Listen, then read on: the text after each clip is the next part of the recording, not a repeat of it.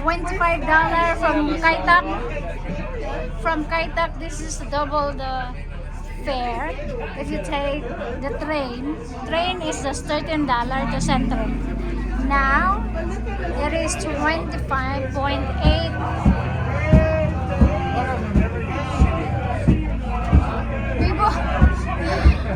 Bibo, hi, ang ingay. Oh, we came from there. By the way. We came from that blinking. Kaitak Sports Park. Kaitak Sport Park. We came from there. We watched the Rugby 7. So good. Congratulations, my friend. So good. Argentina. Yes, that's good. Yeah, I was at the Home Depot. So many police. These people are just walking. Some of them, they don't know where to take a ride. We are already aware, or we are already taking bus because we know the road very quickly from the exit from the inside Kaitak Stadium. We know the exit fast lane. Directly walking here into the bus.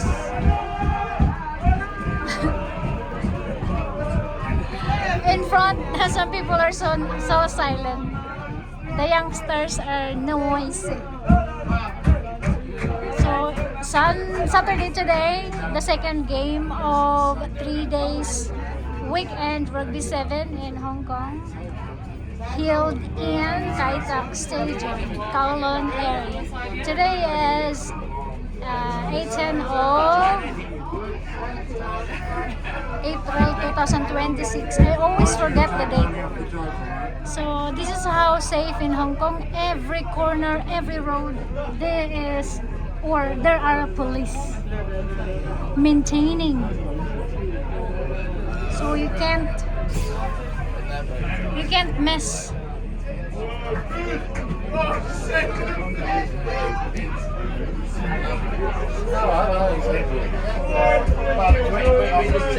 Right now we are in San Batayo. Anong street ba to? Oh, there is even a watcher. That guy is watcher. Aside from camera, there is watcher. That's wow. There is humans in there.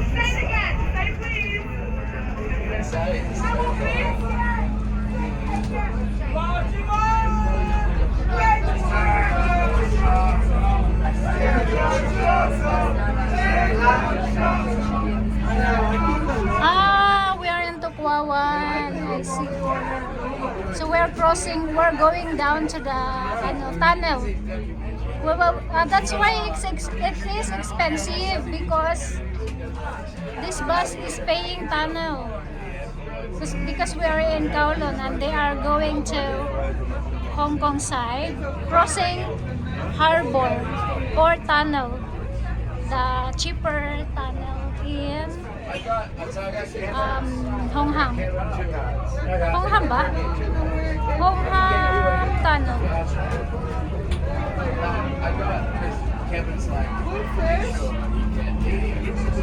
This is around 25 minutes ride to Central. Right now our video is 4 minutes, so we have 20 more minutes. Let's see. Maybe under minute, depende sa traffic.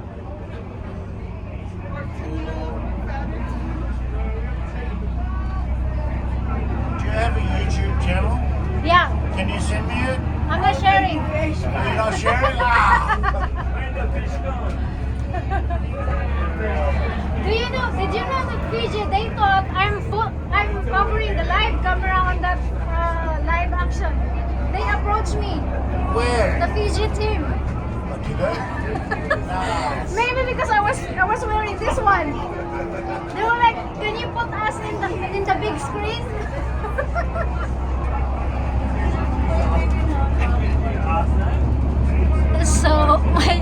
my YouTube channel. I don't usually share with my friend.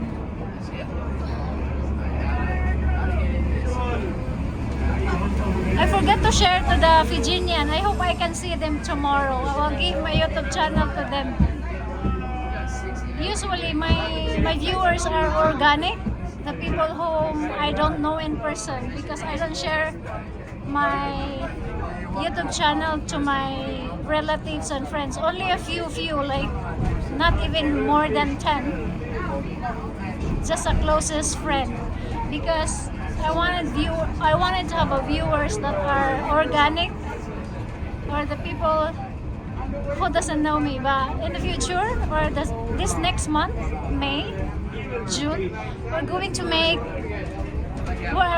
create social media, Facebook for my work, as in all the social media like YouTube, Facebook, Instagram, TikTok. I don't have Instagram and TikTok. I only have YouTube. So we're going to have more of that, and then, or probably I will start right this tomorrow if I have time. I will start for the Facebook or YouTube for the Airbnb. I'm hosting Airbnb for the property in Cebu while I'm remotely working based in Hong Kong. So my work is in Cebu. I reply the guests who are booking or visiting in Cebu City, going to Bohol or Malapascua or Mualboal or Uslod, or what else? Virgin Island. There are so much islands. Most of our guests are tourists from Japan, Australia, New Zealand, USA, Korea. Which is so funny because it's interesting. Most of them don't speak English and they just use translation. I can tell that they don't speak much of English because they would reply me in their own language with their own character or alphabet or whatever you call that. It's not English. So what I do, I have to just copy them and then translate so I will understand what they mean. It's like guessing.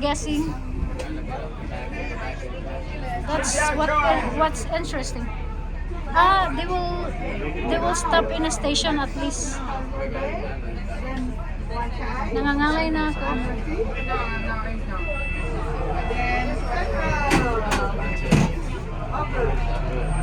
Don't worry. Experience, no messing around.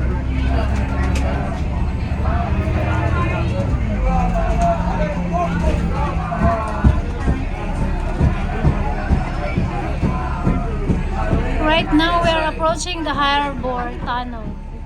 That's why it's traffic. Cross Harbor Tunnel.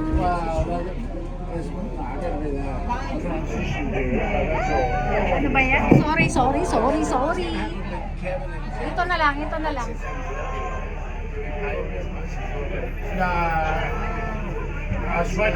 You know what? Last night I was here because I took taxi. So I posted, guys.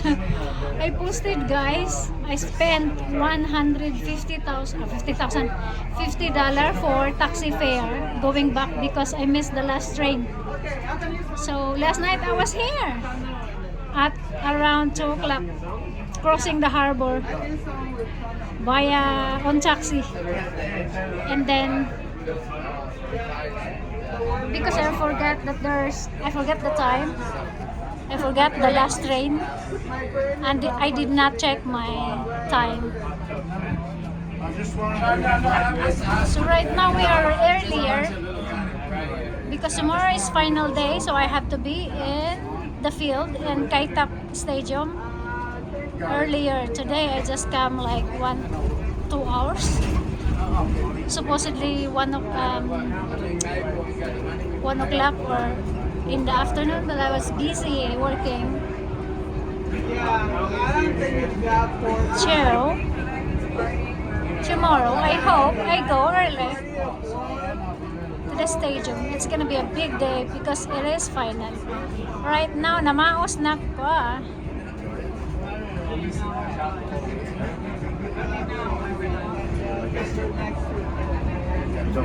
Ilang minuto kaya? 11 minutes the video, so 11 minutes now. We're still in the tunnel. I think this is the longest tunnel. Nangangalay na ako, guys. Nangangalay na ako. He's had a pretty good ride too. If tomorrow never... Natahimik ng mga bata sa likod. Ang mga lululuhan, medyo tahimik, pero ang mga bata, iba na. Yan yung mga youngster ang nagbasa-basa. Ano sabi niya? Do not grab this food. Kasi tumatuloy yung...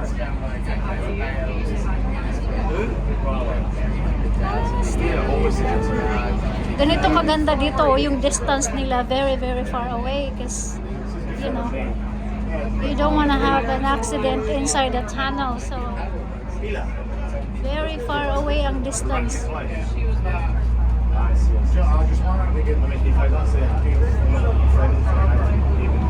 We are now approaching the end of the tunnel. Once the tunnel started going up, when it started going up, it means it's exiting time. And then, when you get to the end, it's Causeway Bay. So we get inside the tunnel from Hong Kong. And then, to Causeway Bay. Nangangalay dito. Alam mo, nakalimutan ko kung sino to. We have a friend with us. I forgot his name.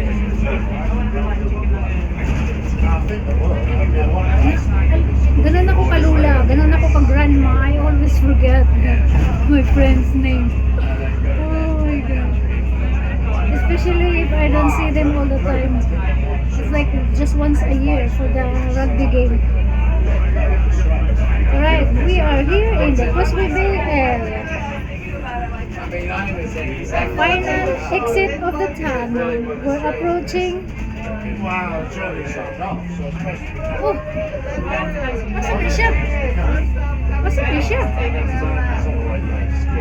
Wala. Di ko to na-prepare. Once I can camera. What's a bishop?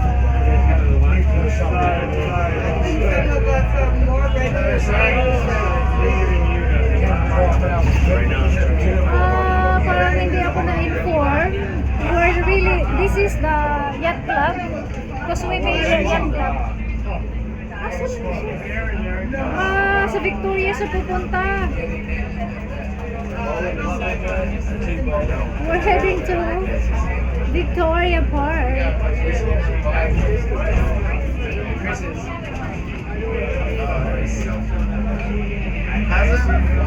That's Harbor here.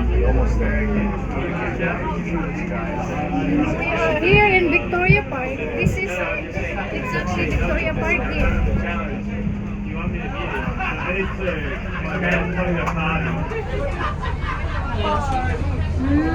Special lane.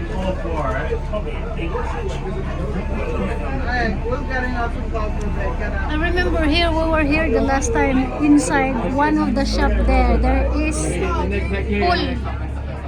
There is a pool for dog. We volunteer for homing for adoption. I volunteered for Llama Animal Welfare Club. This is Causeway Bay. It's not one side. Supposedly one side. We can afford to get home.